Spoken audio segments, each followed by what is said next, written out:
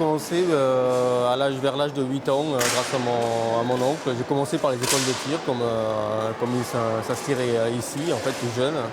Et puis au fur et à mesure, à partir de Benjamin, j'ai commencé à gagner mon premier titre de championnat de France, minime, cadet.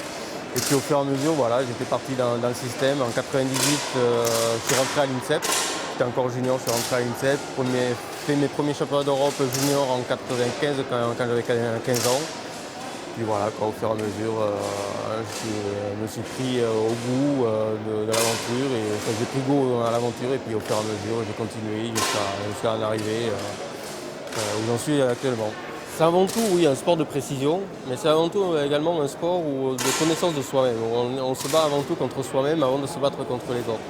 Et en cela, c'est un sport qui permet d'apprendre énormément sur soi et surtout de se canaliser. Souvent, en fait, c'est pas rare de voir arriver des jeunes qui sont un petit peu foufous et qui finalement, par la discipline, arrivent à se canaliser et arrivent à devenir un petit peu plus calme et gérer également leurs émotions. Donc voilà, c'est un sport avant tout mental, même s'il y a une part physique que peu de gens voient, il y a quand même une part physique, mais c'est avant tout un sport mental qui demande, voilà, encore une fois, beaucoup de concentration et de connaissance de soi et de maîtrise de soi. Entraînement physique, il y a plusieurs choses. Après, on n'est pas sur des entraînements physiques purs et durs dans le sens où on ne cherche pas à prendre de la masse ou à prendre du volume musculaire. Je pense que c'est une hérésie, c'est des choses qui ont été essayées. Après, ça dépend encore une fois sûrement les disciplines. En ce qui concerne la carabine, je ne pense pas que ce soit quelque chose de nécessaire.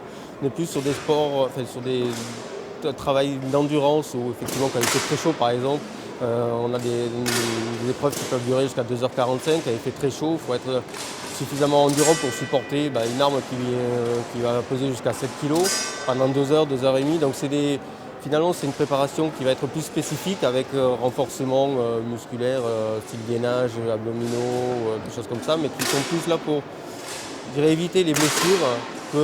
Alors bien sûr qu'il y a un apport, ça apportera de quelqu'un qui a une meilleure tonicité par rapport à un autre, sera dans de meilleures dispositions pour tirer et être plus stable. Mais je dirais la discipline en elle-même, le fait de s'entraîner régulièrement amène cette tonicité et ce gainage-là.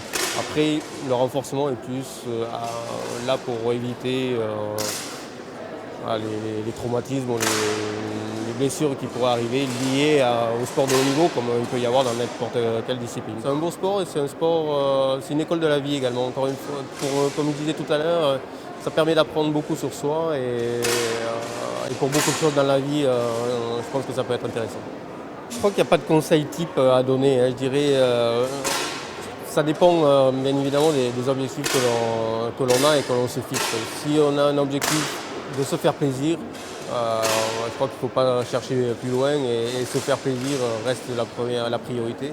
Après, si on a des objectifs sportifs un peu plus élevés avec un objectif de performance, je crois qu'il ne faut surtout pas se démotiver, aller jusqu'au bout, se donner les moyens d'eux. Être conscient des sacrifices qu'il y a aussi à faire, ça n'arrive pas comme une chose sur la soupe. Il y a aussi des sacrifices comme dans n'importe quel sport ou n'importe quelle activité de la vie. Donc voilà, je pense que le meilleur conseil que l'on peut donner, c'est d'avoir des objectifs, se donner les moyens d'eux et puis aller jusqu'au bout de son rêve.